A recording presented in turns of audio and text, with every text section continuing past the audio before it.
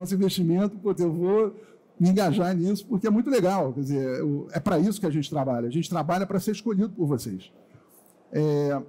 E aí vem uma outra coisa importante, né, que eu acho que faz parte da vida nossa e de vocês, que é o não, né? Então, vocês podem não querer um fundo, como a gente vive, infelizmente, de dizer não. Eu queria ter dinheiro para poder fazer tudo, né? 1000 startups que nem a Bossa Nova, mas o nosso negócio é um pouco diferente. Então, mas o mais importante, mesmo quando vocês recebem um não, eu acho que isso diferencia até para o futuro, esse não foi um não ou esse não veio acompanhado de uma explicação do porquê não. Durante o processo de chegada ao final da decisão de investimento, mesmo que vocês não tenham recebido o investimento daquele fundo, aquele fundo ajudou vocês no dia a dia, com perguntas inteligentes que provocaram em vocês reflexões sobre o caminho que vocês estavam tomando. Esse processo tem que ajudar vocês. O processo de fundraising é doloroso, é super doloroso, é horrível. O processo de fundraising não é legal, nem para vocês, nem para nós, assim, porque quando eu vou buscar dinheiro de investidor, é mais ou menos igual a vocês vindo buscar dinheiro no fundo. É tão doloroso quanto. Agora, ele tem que ser doloroso, ele pode ser doloroso, mas ele tem que ser construtivo. E aí é importante vocês entenderem tudo que cada um vai falando para que vocês consigam absorver isso.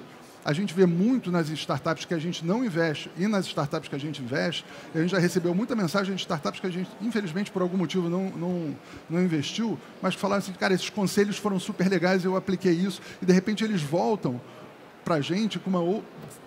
Talvez, olha, aquele negócio deu certo, agora eu estou voltando com vocês para isso. É tudo isso. E, de novo, só para a gente também não fazer uma sessão que fique muito na subjetividade, eu acho que o Marcelo já cantou a bola, então se alguém quiser até interagir, por favor, levante a mão.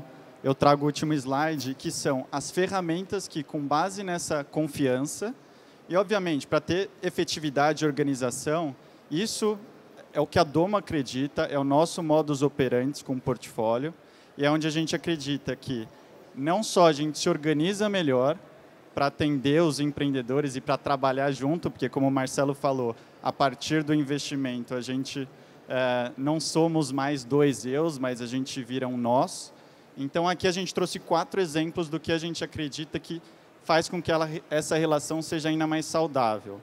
O título do nosso talk aqui de hoje é Relação Investidor-Empreendedor e como potencializar os resultados. Então, em suma, essas são 4 dicas, parte delas é um framework, enfim, é assim que a gente realmente entrega valor e a gente quis compartilhar para vocês conhecerem um pouco mais como a gente trabalha e talvez para vocês também terem insights de como deveria ser uma relação saudável para aqueles que já têm investidores ou, eventualmente, vão procurar a gente ou outros fundos depois. Quando a gente faz o investimento, aí, passamos de todas as fases de fundraising, fechamos o investimento, a primeira coisa que a gente faz é uma coisa que a gente chama de plano de 100 dias. Principalmente no caso do seed stage, né? Vocês receberam um cheque de 3, 4 milhões de reais e tem um monte de coisa para fazer. O que a gente faz, na realidade, é ajudar vocês a se organizarem, ajudar o empreendedor e o time a se organizar em várias áreas. RH, tecnologia, marketing, vendas. Quais são as ações urgentes que eu tenho que tomar para que eu efetivamente consiga mudar a curva de crescimento? Porque nós queremos ajudar as startups a crescerem mais. Então, e basicamente o que a gente faz é uma organização. Esse plano de 100 dias tem várias ações que a gente vai ranqueando quais são as ações mais importantes e durante 100 dias a gente ajuda o pessoal a gastar melhor o dinheiro de maneira organizada, até porque a gente sabe que o empreendedor nesse fase está com um time pequeno, tem pouca gente, tem um monte de coisa para fazer. Até sair da frente para, enfim, vocês... E desculpa se ficou muito pequeno. Mas, assim, eu acho que o mais importante quanto ao plano de 100 dias, na verdade, 2 coisas. Existe uma ansiedade de ambos os lados. Né? A gente, depois do term sheet, inclusive durante a diligência, quando a gente está no contrato final, existe uma ansiedade nossa de trabalhar com esse empreendedor. A gente já comprou o sonho dele. Enfim, eu e o Marcelo, o César, a gente fica se coçando para o contrato final sair, porque a gente quer fazer parte daquele negócio. Da mesma forma que o empreendedor, depois de passar por uma geralmente dura jornada de fundraising, ele quer começar a trabalhar. E essa ansiedade de 2 lados faz com que, se a gente não tem um mínimo de organização, talvez as coisas, a gente queira fazer tudo e não faça nada. Então, acho que, assim, primeiro, o plano de 100 dias, ele vem dar essa ordem e vem dar foco nas ações. Mas o mais importante do que isso, ele tem até um efeito psicológico para os empreendedores, porque ele cria aquele momento de parar, vamos pensar o que a gente quer fazer e construir, que é essencial. Mas o ponto que eu queria highlightar aqui é o que está aqui embaixo, que o plano de 100 dias ele não é uma cobrança. A gente não faz cobrança quanto ao plano de 100 dias, ele dura os primeiros 100 dias, os 3 meses dessa relação, mas o nosso papel aqui não é a gente construir um plano de 100 dias e depois ficar batendo ações. Ele é um guia de desenvolvimento. Então, é super importante, principalmente no começo dessa relação que ela é intensa e todo mundo quer construir, que a gente sinta do empreendedor, num primeiro momento, quais são as reais prioridades dele, seja no RH, seja no comercial marketing, seja em produto, e que a gente consiga, a partir de um norte, de um guia, potencializar essas atividades. Então, acho que aqui a gente amarra o plano de 100 dias. Os encontros estruturados são essas reuniões semanais de vamos ajudar vocês a resolver problemas. E aí a gente vai selecionando qual é o assunto que a gente quer falar essa semana. É máquina de vendas, é um problema de tecnologia, mas de uma maneira estruturada a gente monta uma agenda para poder adressar aquele problema e realmente tentar ajudar o empreendedor a resolvê-lo ou a tomar uma decisão. Plataforma de valor, eu acho que talvez seja onde a gente tem investido mais tempo e recursos ultimamente, né? Uma das coisas que a gente entendeu é que no seed stage, principalmente no seed, no pós-anjo, é onde a gente atua mais forte com a plataforma de valor, a gente tinha que ajudar. Quer dizer, como ajudar? Quer dizer, a gente não sabe tudo, né? Então, nós temos uma pessoa de recursos humanos interna que ajuda as startups numa coisa muito complexa, que é a contratação. Então, a gente está num projeto grande de formação do banco de talentos da Domo. Hoje a gente já tem no nosso site Quero Trabalhar numa Startup Domo, então a gente já faz um pouco de matchmaking aí entre pessoas que querem trabalhar em startups e as próprias startups, mas o mais importante é que a gente tem uma pessoa interna que entende de recursos humanos, é uma profissional de recursos humanos que ajuda as startups a criarem a sua primeira área de recursos humanos. Normalmente a startup no seed dificilmente ela tem uma pessoa de recursos humanos, mas tem a necessidade de contratar 30 pessoas. E a gente fala assim, cara, não é o dev que você está precisando, você está precisando primeiro de uma pessoa de recursos humanos, a gente começa a fazer isso. A gente tem um advisor de tech. Tech, a gente é uma coisa que muda todo dia, a tecnologia está crescendo todo dia. A gente não consegue ficar próximo disso, mas a gente tem um advisor que sim, está muito próximo disso e que consegue falar sobre isso. A gente trouxe recentemente uma pessoa de estratégia. Olha, eu fiz o seed, estou crescendo, vou fazer o Série A. Ok, por que você vai fazer uma Série A? Qual é o objetivo? Qual é o plano? Como é que você vai transformar essa sua ideia em plano? É para fazer mais do mesmo? Você pode crescer, você não pode crescer? Então, a gente trouxe uma pessoa de estratégia exatamente para montar planos de Série A e para poder maximizar o nosso relacionamento com fundos maiores do que a gente que fazem Série A e ajudar, porque a nossa medida de sucesso é quantas empresas eu vou investir no seed que chegarão ao Série A. A gente tem um desafio grande, né? Segundo o distrito, 25% das startups que recebem seed chegam à Série A. O nosso desafio é que no nosso portfólio a gente consiga fazer 75%. Então, a gente quer ajudar muito isso, para ter certeza que a gente vai bater essa meta e triplicar, né, esse negócio. Então, a gente tem muitos recursos dedicados, internos, seja na área de deal flow, seja na área de portfólio management, seja nas áreas técnicas específicas. O próprio Lucas fez um movimento de sair de uma Big Tech para vir trabalhar com Venture Capital. A gente tem um histórico de Big Tech e a gente tem founders, né, e gestores. O Rodrigo, um dos meus sócios, que foi um dos fundadores do Buscapé, César Pinella, que toca o fundo com a gente, que foi um fundador da MasterSaf, da TaxWeb. Enfim, empreendedores que passaram por toda a jornada que vocês estão começando agora, ou que vocês já começaram, e que tiveram sucesso, tiveram saídas, e que conseguem dividir essa experiência. Tudo isso, de novo, que o Marcelo já falou, só queria pontuar. Quando a gente ainda estava no outro slide, o Marcelo comentou a questão da nossa cadência com os empreendedores. Eles têm, com o Marcelo, com o César, comigo, uma reunião semanal. Isso pode ser quinzenal, fica até mais a critério do empreendedor do que nosso, mas a nossa disponibilidade está cedida para o founder. E o mais importante, esse encontro estruturado, inclusive porque eu highlightei aqui que o plano de 100 dias ele é um guia e não uma cobrança, a gente tem um modelo onde o founder traz a necessidade dele. Uma vez por mês, a gente fala de resultados retroativos, mas o grande foco desse encontro é a gente sentar e falar assim, tá bom, vamos falar de máquina de vendas? Vamos falar do plano de contratação? Quem que é estratégico que está faltando no time? Então, são momentos de troca. Eu acho que esse é o meu ponto aqui. E dentro da plataforma de valor Domo, o Marcelo falou, a gente tem um especialista em fundraising, estratégia e outras operações. A gente tem a rede de RH e cultura, que ela ajuda não só com contratações estratégicas e dá vazão ao plano de contratação, mas ela também ajuda com o desenvolvimento de cultura do portfólio. Temos um advisor de tecnologia. Eu venho de uma Big Tech, eu tenho um know-how, inclusive parte técnico sobre arquitetura, sobre serviços, sobre integração, mas, além disso, a gente conta com um advisor de tecnologia, no passado, o CTO do Buscapé, que nos ajuda, e esse cara conecta com os CTOs para falar de tecnologia e para tecnologia. Temos também uma líder dentro da Domo de parcerias, porque a gente tem vários parceiros de mercado que entregam perks, entregam benefícios, e aqui eu estou falando desde ferramentas como Zendesk, como HubSpot, até provedores de nuvem que, através da nossa parceria, também entregam esse serviço de forma gratuita para o portfólio. Enfim, em suma, o que a gente faz aqui com essa plataforma de valor, com os encontros, com o plano de 100 dias, é acelerar qualquer milestone que esse empreendedor tenha, e a gente acredita que com a gente ele chega onde ele quer chegar 3 vezes mais rápido. Ou talvez ele chegue 2 vezes mais rápido, mas no dobro do objetivo que ele queria chegar. Acho que esse é o cerne desses 4 pontos que estão aqui. Eu acho que, falando um pouquinho do 4º ponto, que é super importante para nós, está cada vez mais importante, é a comunidade.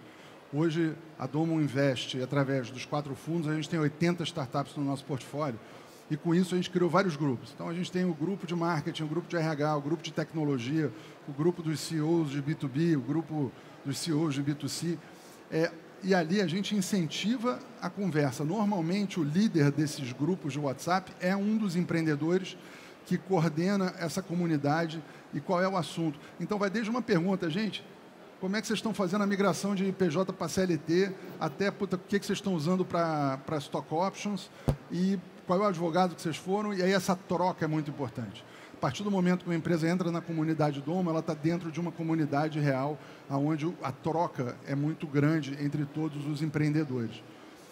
Um ponto importante, somos o único fundo que faz isso? Não. Existem outros fundos que também dão exatamente a mesma importância por relacionamento para nós. Eu, pessoalmente, o Lucas, a Domo, a gente gosta de ser assim. Então, tem fundos que preferem ser bem menos hands-on, tem fundos que preferem, que é válido também, porque também tem empreendedor que também não quer ter tudo isso, que muita gente já tem um caminho focado. É muito do estilo do empreendedor para o estilo do fundo, mas é muito importante para vocês pensarem assim, quem que vocês querem como investidor, porque não é só dinheiro, não pode ser só dinheiro. A gente tem tempo para uma pergunta. Rodrigão? Sim. Bom, gente, boa tarde. Bom dia, na verdade. Marcelo e Lucas, como é que funciona encaixar esse processo Domo em startups que já têm investidores de primeira rodada e também possíveis conselhos consultivos já estruturados? Bom, vamos lá. Boa pergunta. A gente está no seed, né? Então, os investidores anteriores, eu acho que dentro do conceito de venture capital, né, de staged financing, cada um no seu estágio, né? Então, eu acho que os investidores iniciais, os anjos, já cumpriram o seu papel, já ajudaram essa startup a sair do papel e chegar num seed até receber um investimento nosso. E a partir daquele momento, eu acho que o relacionamento, normalmente, o que a gente vê é que o relacionamento desses anjos vira quase que um relacionamento pessoal do CEO e do time empreendedor, do time fundador. E a gente assume a direção ali do relacionamento a partir daquele momento. Quando chegar a Série A, nós vamos passar para o banco de trás, vai ter um fundo ou mais fundos novos que vão estar dando mais aconselhamento e vão estar dando mais contribuição para aquele momento. A gente nunca teve conflito nenhum com investidores de fases anteriores. A gente transita muito bem. Conselhos consultivos, a gente sempre vai respeitar o empreendedor, né? Conselho consultivo, como o nome diz, é consultivo. Então, ele vai consultar quando ele quiser. A gente não...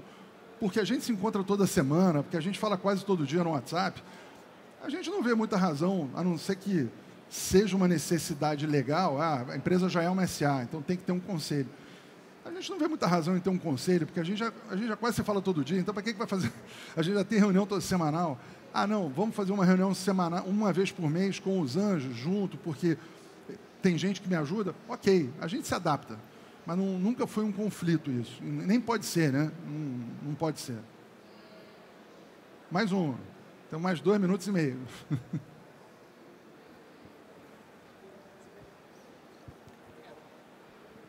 Bom, obrigado, prazer. Eu sou o André, super rica aí a apresentação.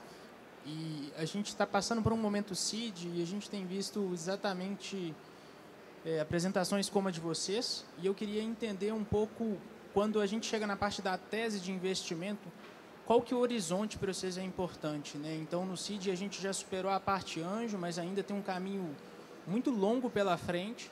E, às vezes, tem gente que quer ver um horizonte de 5 anos, em termos de projeção de receita, de custos e etc. E a gente faz, mas a gente fala, cara, não sei, 5 anos talvez nem a gente esteja mais aqui. E queria entender para vocês o que é importante assim, né, na parte financeira, esse horizonte em termos da tese que vocês avaliam. É 1 ano, é 2, é 3, é até a próxima rodada? Enfim, acho que seria legal entender isso de vocês. Obrigado. Quer pegar essa? Qual o seu nome? Daniel. André, por base o que a gente vê, em termos até de BP que a gente está analisando durante a análise do deal em si, a gente busca horizontes de 18 a 24 meses para as projeções, porque o Marcelo pontuou. Nosso objetivo é fazer 75, meu sonho é 100% do portfólio chegar no Série A, então vou quebrar essa expectativa aí. E aí a gente chega lá. Eu acho assim, a critério de BP, minimamente 18 a 24 meses, eu preciso entender onde você quer chegar nesse período, é onde a gente passa para o banco de trás, passa o bastão para o próximo fundo. Acima disso, projeções, vira muito guess, né? Assim, já deveria ser muito ousado, muito bold, onde você quer chegar em 18, 24, a gente projetar lá na frente, não sei se cabe, a gente vai ajustar essa rota juntos. Então, eu diria que para esse ponto específico, algo em torno de 18, 24 meses, se você quiser plotar até 36, mas não 5 anos para frente, eu acho que demais. Eu acho que, adicionando um pouco, quando eu olho um BP de 18 a 24 meses, eu começo, a primeira pergunta que eu faço é assim, isso é realista ou não? Não, eu faturei 2 milhões, daqui a 2 anos eu vou faturar 100 milhões. Não vai acontecer. Então, o BP, eu diria no CID, cara, não tem múltiplo. O CID é muito mais arte do que ciência. Eu não tenho um múltiplo. Tá 6 vezes a RR projetado, 10 vezes o RR do ano anterior. Sei lá, você tem umas métricas aí, mas não tem nada muito fechado. Agora, o quão você está conectado com a realidade no seu plano é o que a gente mais olha. Porque se o plano é completamente louco, cara, eu já falei, não vai rolar. E esse plano tem que estar conectado com a realidade do mercado e da escalabilidade do produto. Então, assim, basicamente, o plano para nós serve para isso. Você vai sair de 200 de MRR para 1 milhão, 1 milhão e 200 para poder fazer uma série A? Beleza, é isso, crescer 5, 6 vezes o faturamento para poder fazer uma série A num valuation bacana. Até porque a série A, você começa a abrir outras possibilidades. Para que eu vou fazer a série A? Para fazer mais do que eu faço? Normalmente, essa tese não cola para os fundos de série A. Não, eu vou fazer uma série A porque eu vou adicionar um produto à minha linha, porque eu vou internacionalizar. Aí, cara, são tantos caminhos que você vai descobrir ao longo dos 18 meses, em média, é o que a gente está vendo, que, para mim, né, pessoalmente, eu não sou o cara das planilhas, ele né? Eu sou mais o cara do olho no olho. Mas, quando eu olho um business plan, eu olho isso. Cara, tem contato com a realidade? Porque, às vezes, não tem. No oversell, às vezes o empreendedor quer fazer um negócio, eu vou ficar gigante. Cara, a Amazon levou 17 anos para ficar grande. As grandes empresas levaram mais de 10 anos para ficar grande. Ninguém fica grande em 2 anos. Assim, tem exceções, o eBay, o Uber, mas ninguém fica grande em 2, 3 anos. É uma escada. As empresas ficam grandes em 10 anos. Os fundos têm 10 anos porque leva 10 anos para sair. Se vocês crescessem, todo mundo crescesse muito em 2 anos, o fundo era de 4, não era de 10. Então, E aí, talvez, quando você começar a conversar com os fundos, analisar, talvez é isso, né? Eles estão conectados com a tua realidade, eu acho que é aí que começa o namoro. E só complementando uma coisa, André, que acho que é super importante nessa análise, mais do que sua projeção de receita e onde você pretende chegar, é eu ver plotado no BP qual que é o teu use of proceeds desse round. Porque eu preciso sentir se você realmente sabe por que você está levantando esse valor e o que você vai fazer com ele. Isso entra no meu juízo também, da gente analisar se a gente vai conseguir potencializar isso. Assim, se seu use of proceeds está indo 70% para produto de uma tecnologia que a gente não domina, que o nosso advisor não domina, assim, qual que é também, isso vai pesar muito na nossa decisão. Então, assim, eu preciso entender o seu racional de o quanto você está pegando de dinheiro, para que você vai usar. Eu consigo ajudar no que o André pretende usar esse dinheiro? Para mim, faz sentido essa alocação que ele está pensando para o momento dele? Então, acho que isso é muito mais importante para a gente nesse longo de 18 a 24 meses do que efetivamente os resultados. É qual o seu racional de usar tanto o nosso capital quanto a nossa ajuda no que você está buscando construir. Só uma coisa, só queria dar um conselho sobre fundraising.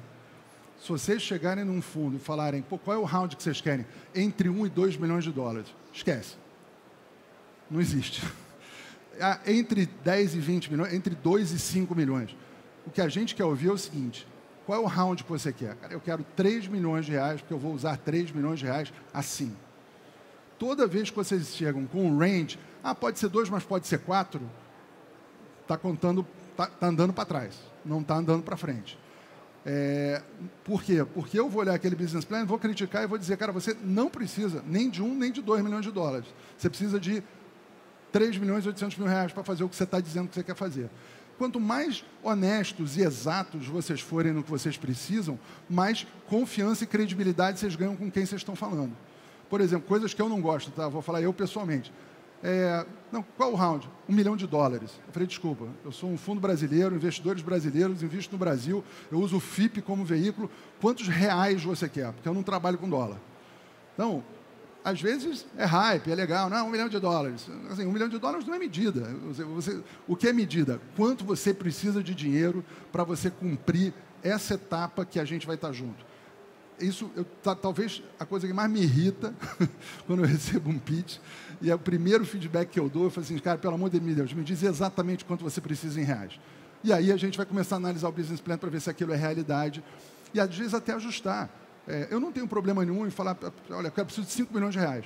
Eu não tenho problema nenhum de fazer a análise do business plan e, ao longo do tempo, falar, cara, na boa, você não precisa de 5 milhões de reais. Com 3 milhões de reais, você vai resolver o seu problema. E por que eu faço isso? Para que o empreendedor seja menos diluído. Para que você, quanto menos dinheiro você pegar, menos diluído você é. Então, você não precisa pegar mais dinheiro para ser mais diluído. Você tem que pegar exatamente o que você precisa para você poder chegar no próximo round melhor, mais firme. Então, sim, quem estiver levantando dinheiro, pelo amor de Deus, entre 1 e 2 milhões de dólares, entre 100 e 500 mil reais, não façam isso. Cheguem com um plano bem formatado, porque isso é o que vai fazer vocês ganharem confiança e credibilidade na nossa ponta.